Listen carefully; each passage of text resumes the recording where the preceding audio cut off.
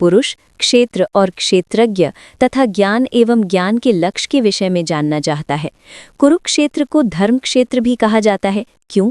एक प्रकृति होती है जो दिखती है और हमारे चारों तरफ होती है, और एक प्रकृति हमारे अंदर भी होती है जिसे हम एटीट्यूड कहते हैं। दोस्तों, ज्ञान हासिल करना तो बहुत अच्छी बात है, लेकिन ज्ञान का लक्ष्य क्या है, इसे क्यों हासिल करें? इसी तरह की कुछ बातें जो सुनते तो रोज हैं लेकिन समझते कम हैं, उन्हीं के बारे में अब कृष्ण बताएंगे। श्री भगवानुवाच इदं शरीरं कौन्तेय क्षेत्रं मित्यभिधीयते एतद् यो वेत्ति तं प्राहु क्षेत्रज्ञः इति द्वेदः। कृष्ण कहते हैं कि हमारा ये शरीर क्षेत्र है। जैसे खेत में बोए गए बीजों का उनके अनुरूप फल समय पर प्रकट होता है, वैसे ही हमारे शरीर में बोए हुए कर्मों के संस्कार भी बीज हैं जिनका फल समय पर प्रकट होता है। इसलिए हमारे शरीर का नाम क्षेत्र भी है, और जो इस बात को जानता है उसको क्षेत्रज्ञ कहते हैं। बात को जानने से मतलब है कि जो इस बात का तत्व, इसका मर्म जानता है, ऐसे मनुष्य को ज्ञानी कहते हैं। जिस तरह से एक किसान अपने क्षेत्र का ध्यान रखता है, ठीक वैसे ही हमें भी अपने शरीर का ध्यान रखना होता है। श्री भगवानुवाच क्षेत्रज्ञं चापि मां वेद्धि सर्वक्षेत्रेषु भारत क्षेत्रज्ञ क्षेत्रज्ञयोर्ज्ञानं यत् ज्ञानं मतं ममम् तत् क्षेत्रं यच्च यादृक्व यद्विकार यतश्च यत् सचयो यत् प्रभावश्च तत् समासेन मे शृणु। जहाँ पर कुछ होता है उसे शरीर या क्षेत्र कहते हैं, और इस होने का जहाँ पर प्रभाव पड़ता है, असर होता है, उसे क्षेत्रज्ञ कहते हैं। बात बड़ी सूक्ष्म है, बारीक है, इसे बड़े ध्यान से समझना पड़ेगा। दोस्तों, हम अपने शरीर से अलग हैं। जो हमारे शरीर में होता है, जैसे कि कोई विकार, तो उसका असर हम पर पड़ता है, इसीलिए ही हम क्षेत्रज्ञ हैं। जैसे कि खेत में खाद, बीज और पानी आदि डाला जाता है तो उसका असर उसकी फसल पर पड़ता है। ऐसे ही हम जो भी अपने शरीर के साथ करते हैं, उसमें अच्छे बुरे संस्कार जब डालते हैं तो उसका असर हम पर पड़ता है, हमारे कर्मों पर पड़ता है। ऋषिभिर बहुधा गीता छंदोभिर विविधैर्हि पृथक ब्रह्म सूत्र पदश्चैव हेतु मदभिर विनिश्चतैहि। बहुत बड़े बड़े ऋषियों ने क्षेत्र और क्षेत्रज्ञ का तत्व बताया है। कितने ही विविध मंत्रों द्वारा इसको विभाग में बांटकर बताया गया है। यहाँ तक कि ब्रह्म सूत्र के पदों द्वारा भी क्षेत्र और क्षेत्रज्ञ का तत्व बताया गया है। मतलब अब कृष्ण उसी बात को हमें बताएंगे जो वेदांत महर्षि और ब्रह्म सूत्र भी कहते हैं। गीता सारे उस ज्ञान का संचयन है जो हमारे वेदों और उपनिषदों में समाहित है। दोस्तों, हमारे ऋषियों की हजारों वर्षों की साधना के बाद का हासिल किया हुआ ज्ञान गीता के 18 अध्यायों में चुन चुन के बताया गया है। इसी बात की तरफ कृष्ण इशारा कर रहे हैं। महाभूतान्य हंकारो बुद्धिर अव्यक्त मेवचार। कृष्ण क्षेत्र के बारे में बताते हुए कहते हैं, 5 महाभूत यानी कि अग्नि, जल, वायु, आकाश और पृथ्वी इस क्षेत्र का स्वरूप है। 5 महाभूत के साथ अहंकार, बुद्धि, हमारी मूल प्रकृति तथा 10 इंद्रियां ही वो विकार हैं जिससे हमारे इस क्षेत्र का स्वरूप बनता है। इसी स्वरूप में एक मन और 5 इंद्रियों के विषय अर्थात शब्द, स्पर्श, रूप, रस और गंध भी शामिल हैं। इन सब के अलावा इच्छा, द्वेष, सुख, दुख, स्थूल देह का पिंड, चेतना और धैर्य भी क्षेत्र के विकार हैं। दोस्तों, जिन जिन साधनों से हम इस दुनिया से डील करते हैं, एक तरह से वो सारे विकार माने गए हैं शरीर रूपी क्षेत्र के। हमारे इसी क्षेत्र में बोया गया अच्छा या भला संस्कारों के रूप में उगता है। जैसे किसान अपनी खेती काटता है, वैसे ही हम अपने संस्कार, अपने कर्म काटते हैं। अमानित्वम, अदम्भित्वम, अहिंसा, क्षांतिरार्जवम, आचार्योपासनम, शौचम, स्थैर्यमात्म विनयग्रह। इस श्लोक में कृष्ण क्षेत्रज्ञ के बारे में बता रहे हैं कि क्या होता है क्षेत्रज्ञ, जो क्षेत्र के तत्व को समझता है, यानी कि श्रेष्ठता के अभिमान का अभाव, घमंड का अभाव, किसी भी प्राणी को किसी भी प्रकार से न सताना, क्षमा करने का भाव, मन और बोलने में सादगी, श्रद्धा और भक्ति के साथ गुरु की सेवा, बाहर भीतर की शुद्धि यानी कि खाना पीना और जीवन भी शुद्ध और अंदर का मन भी शुद्ध। इन सब के साथ में अंतःकरण की स्थिरता भी यानी कि स्टिलनेस ऑफ द माइंड क्षेत्रज्ञ होता है। दोस्तों, अपने को, अपनी आत्मा को, अपने अस्तित्व को जानना और उसे आचरण में लाना ही क्षेत्रज्ञ कहलाता है। इंद्रियार्थेषु वैराग्यम अहंकारम एव चाल जन्म मृत्यु जरा व्याधि दुख दोषानुदर्शनम। क्षेत्रज्ञ की ही परिभाषा को समझाते हुए कृष्ण कह रहे हैं कि इस लोक और परलोक के संपूर्ण भोगों में आसक्ति का अभाव होना चाहिए।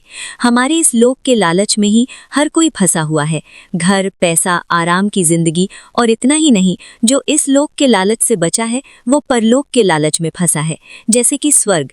इन दोनों लोकों की आसक्तियों से हमें कैसे बचना है, यही क्षेत्रज्ञ है। क्षेत्रज्ञ बनने के लिए हमें ये भी सोचना जरूरी है कि हम में अहंकार का भी अभाव कैसे हो। जन्म मृत्यु जरा और रोग आदि में दुख और दोष क्यों होते हैं, इसके बारे में बार बार लगातार हर जन्म में जब कोई इसके बारे में सोचना शुरू करेगा दोस्तों, तभी तो ज्ञान का द्वार खुलना शुरू होगा। अच्छा होने पर खुशी होती है, बुरा होने पर क्रोध आता है। एक जन्म में ही ऐसा हर रोज होता है। ऐसा कब तक चलता रहेगा? सैकड़ों जन्म होंगे तो भी आप इसी दुनियादारी में क्या ऐसे ही फंसे रहेंगे? कब अपने चित्त को सम करेंगे? इन बातों के बारे में सोचना ही क्षेत्रज्ञ है। मयि चानन्य योगेन भक्तिर अव्याभिचारिणी विविक्त देश सेवित्वम रतिर जन संसदी। क्षेत्रज्ञ वही होता है जिसमें क्षेत्र के बारे में ज्ञान होता है। कृष्ण उसी के बारे में बता रहे हैं कि आखिर ज्ञान क्या होता है। वो कहते हैं कि मुझ परमेश्वर में अनन्य योग द्वारा अव्याभिचारिणी भक्ति का होना। अव्याभिचारिणी भक्ति यानी कि ऐसी भक्ति जिसमें वासुदेव के अलावा और कोई नहीं, ऐसी भक्ति का होना ही ज्ञान है। इसके अलावा एकांत और शुद्ध देश में रहने का स्वभाव और विषय आसक्त मनुष्यों के समूह में रहने की आसक्ति का न होना भी ज्ञान है। एकांत सिर्फ योगी को ही पसंद आता है। बाकी जो विषय आसक्त लोग होते हैं ना दोस्तों, वो भीड़ में रह के अपनी दुनिया में फंसे रहते हैं। इससे अलग होकर के ध्यान करना ही ज्ञान है। आध्यात्म ज्ञान नित्यत्वम तत्व ज्ञानार्थ दर्शनम एतद् ज्ञानम इति प्रोक्तम अज्ञानम यदतुन्यथा। ज्ञान क्या है और क्या नहीं, उसी को कृष्ण स्पष्ट कर रहे हैं। आध्यात्म ज्ञान क्या होता है? जिस ज्ञान से ये पता चले कि बस आत्मा ही सब कुछ है, आत्मा के अलावा और कुछ भी नहीं, वो होता है आध्यात्म ज्ञान। और तत्व ज्ञान वो होता है जिससे परमात्मा से साक्षात्कार हो। इस ज्ञान के बाद बस परमात्मा ही दिखता हो और कुछ भी नहीं। इस तरह से आध्यात्म ज्ञान और तत्व ज्ञान, बस ये दो ज्ञान होते हैं और कुछ भी नहीं। जो भी इनके विपरीत है वो अज्ञान है, जैसे कि मान, दंभ, हिंसा आदि। अज्ञान हमें आध्यात्म और तत्व से दूर ले जाता है। आध्यात्म और तत्व ज्ञान हमें सच्चाई के पास लाता है। नियम यत् तत्व प्रवक्ष्यामि यज्ज्ञात्वामृतम अश्नुते अनादिमत् परमं ब्रह्म न सत् न सदुच्यते। कृष्ण जीवन को एक एक करके खोल रहे हैं। सबसे बड़े भेद, सबसे बड़ी गोपनीय बातें, सीक्रेट्स एक एक करके बता रहे हैं दोस्तों। कृष्ण सिर्फ वो ही बताना चाहते हैं जो जानने योग्य है तथा जिसको जानकर मनुष्य परमानंद को प्राप्त होता है। कृष्ण पर ब्रह्म के बारे में एक बेहद ही कॉम्प्लिकेटेड बात कहते हैं कि ये अनादि वाला पर ब्रह्म न सत और न असत, जिसका कोई आदि ही नहीं है, जो हमेशा से है, वो है पर ब्रह्म। वो एक सच्चाई, वो एकमात्र परमात्मा। जब ये परब्रह्म अकेला होता है तो सत होता है, यानी सत्य, सच्चा। लेकिन जब असत मनुष्य इसमें मिल गया तो फिर कौन किसको सत बताए और किसको असत, क्योंकि अब तो दोनों एक ही हो चुके हैं। सर्वतः पाणिपादम तत् सर्वतो अक्षि शिरो मुखम सर्वथश्च श्रुतिमल लोके सर्वमावृत्य तिष्ठति। कृष्ण पर ब्रह्म को एक्सप्लेन कर रहे हैं दोस्तों। पर ब्रह्म सब और हाथ पैर वाला, सब और नेत्र, सिर और मुख वाला तथा सब और कान वाला है, क्योंकि वो संसार में सबको व्याप्त करके स्थित है। हमारी ये धरती आकाश में, स्पेस में स्थित है। धरती गोल है और इसके चारों तरफ आकाश है। इसी आकाश में वायु, अग्नि, जल और पृथ्वी स्थित है। ये आकाश ही इन सब का कारण है। अगर आकाश सबको धारण न करे तो कुछ भी नहीं होगा। वैसे ही परमात्मा भी सबका कारण रूप होने से सारी दुनिया को व्याप्त करके स्थित है। यानी हम सब इसी पर ब्रह्म की वजह से हैं और इसी में स्थित हैं। सर्वेन्द्रिय गुणाभासम सर्वेन्द्रिय विवर्जितम असक्तम सर्वभृतचैव निर्गुणं गुणभुक्तचल। पर ब्रह्म क्योंकि सबसे बड़ी सच्चाई है, इसीलिए वो किसी को समझ नहीं आती और थोड़ा सा सुनने के बाद लोग विमुख हो जाते हैं, बोर हो जाते हैं। इसी को समझना सबसे बड़ा ज्ञान है दोस्तों। आत्मा से साक्षात्कार है ये परब्रह्म हमारी संपूर्ण इंद्रियों के विषयों को जानने वाला है, लेकिन साथ में ही उन सब इंद्रियों से रहित भी है। हम उसी ब्रह्म में से निकले हैं तो स्वाभाविक है कि उस ब्रह्म को हमारी इंद्रियों के बारे में तो पता ही होगा। लेकिन वह ब्रह्म हमारी इंद्रियों की बुराइयों से अछूता भी है। ब्रह्म है तो निर्गुण, उसका कोई आकार नहीं, उसके कोई एट्रीब्यूट्स नहीं, लेकिन इसके बावजूद भी वो सब गुणों को भोगने वाला है। पर ब्रह्म क्या है वो कृष्ण हमें समझा रहे हैं। ये सारी दुनिया जो हम देखते हैं, लिविंग और नॉन लिविंग, ब्रह्म इस सब के बाहर और भीतर परिपूर्ण है। हमारे अंदर उसी का अंश है, यानी हमारी आत्मा, और बाहर तो सिर्फ वो ही है जो अलग अलग रूप में हमें देखता है। कभी स्वयं में पहाड़ और नदी में इस ब्रह्म को, परमात्मा को देखने की कोशिश करिएगा दोस्तों। यही तो सबसे बड़ा योग है। ब्रह्म को ऐसे समझने की कोशिश करिए जैसे सूर्य की किरणों में स्थित हुआ जल सूक्ष्म होने से हमारे जानने में नहीं आता है। एटमॉस्फेयर में मौजूद मॉइस्चर भी हमें दिखाई नहीं देता।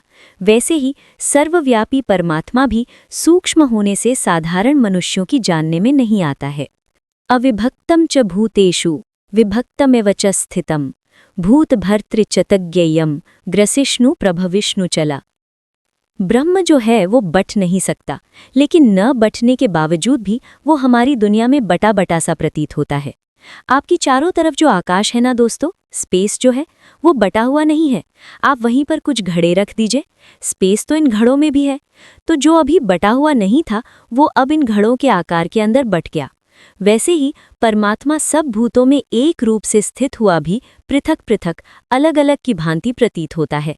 ब्रह्मा, विष्णु और महेश की त्रिमूर्ति को समझाते हुए कृष्ण कहते हैं कि परमात्मा विष्णु रूप से भूतों को धारण पोषण करने वाला और रुद्र रूप से संभार करने वाला यानी शिव जी तथा ब्रह्मा रूप से सबको उत्पन्न करने वाला है।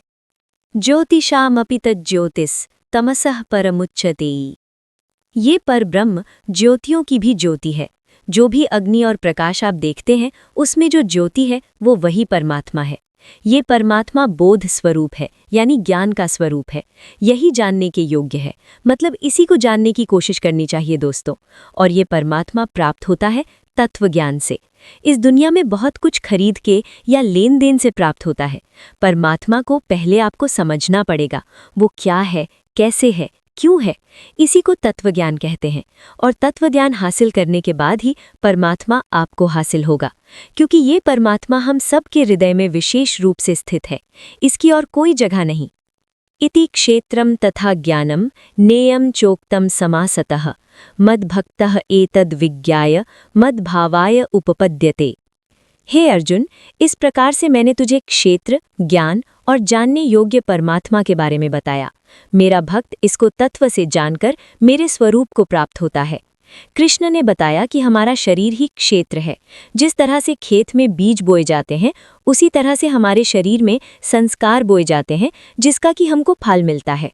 उस ब्रह्म का जो अंश हम में और हमारे बाहर है उसको जानना ही सबसे बड़ा ज्ञान है। और इस ज्ञान की प्राप्ति के बाद रास्ता खुलता है परमात्मा को हासिल करने का। यही रास्ता या तो कृष्ण को पाने का है या उस कृष्ण में खुद को विलीन कर लेने का। श्री भगवान उवाच प्रकृतिं पुरुषं चैव विद्यमादि भुवापपि विकारांश्च गुणांश्चैव विद्धि प्रकृति संभवान। इस श्लोक में कृष्ण प्रकृति और पुरुष के बारे में बता रहे हैं। प्रकृति और पुरुष, शिव और शक्ति, इन्हीं दोनों के साथ आने से ये दुनिया आगे बढ़ती है। लेकिन क्या है ये प्रकृति और पुरुष? कृष्ण कहते हैं कि अर्जुन, तू इन दोनों को अनादि जान, यानी कि दोनों ही हमेशा से हैं, सनातन है। और साथ में हमारे अंदर जो राग, द्वेषादि विकार है वो प्रकृति से ही उत्पन्न होते हैं। किसी के लिए प्रेम या द्वेष जैसे भाव इसी प्रकृति में से आते हैं। और सात्विक, राजसिक और तामसिक गुणों से बने जो पदार्थ होते हैं वो भी इसी प्रकृति से ही उत्पन्न होते हैं। श्री भगवान उवाच। दोस्तों, कार्य और करण को समझिए। कार्य में क्या क्या आता है उसकी लिस्ट जानिए। कार्य यानी 5 महाभूत, आकाश, वायु, अग्नि, जल और पृथ्वी, तथा शब्द, स्पर्श, रूप, रस्व, गंध। आइए अब करण को जानें। बुद्धि, अहंकार और मन तथा श्रोत्र, त्वचा, रसना, नेत्र और घ्राण एवं वाक। इसके अलावा हाथ, पैर, उपस्थ और गुणोद्धा। कार्य और करण दोनों प्रकृति से ही उत्पन्न होते हैं। इन्हीं कार्य और करण की वजह से पैदा होते हैं सुख और दुख। इन सुख और दुख को भोगने वाले को कहते हैं पुरुष। इस डेफिनेशन से आपको पुरुष और प्रकृति को समझने में आसानी होगी दोस्तों। पुरुष प्रकृति स्थो ही भुंगते प्रकृतिन जान गुणान। पुरुष प्रकृति के बीच में खड़ा है और प्रकृति से पैदा हुए गुणों को वो भोगता है। इन गुणों को वो जिस तरह से भोगता है अथवा इन गुणों के साथ वो जिस तरह का होता है वही आगे जाके अच्छी या बुरी योनि में जन्म लेने का कारण बनता है। जब सात्विक गुणों में आप समय बिताते हैं तो देव योनि में पैदा होते हैं। रजोगुण के संग से मनुष्य योनि मिलती है और तमोगुण यानी कि तामसिक गुणों के संग से पशु आदि नीच योनियों में जन्म होता है। दोस्तों, नीच से यहाँ अर्थ बुरे या गिरे हुए का नहीं है, बल्कि ये है कि वो योनि जो मनुष्य के जैसे सोच नहीं सकती, वो सोचती है जैसे पशु सोचता है। उपदृष्टा परमात्मेति चाप्यो देह सम्मिन पुरुषः परः। हमारे अंदर जो आत्मा है वास्तव में वही परमात्मा है, और क्योंकि ये हमारे अंदर है तो जो भी हम करें ये उसकी साक्षी है, विटनेस है दोस्तों, जिसे उपदृष्टा भी कहते हैं। इसके अलावा आत्मा अनुमंता भी होती है।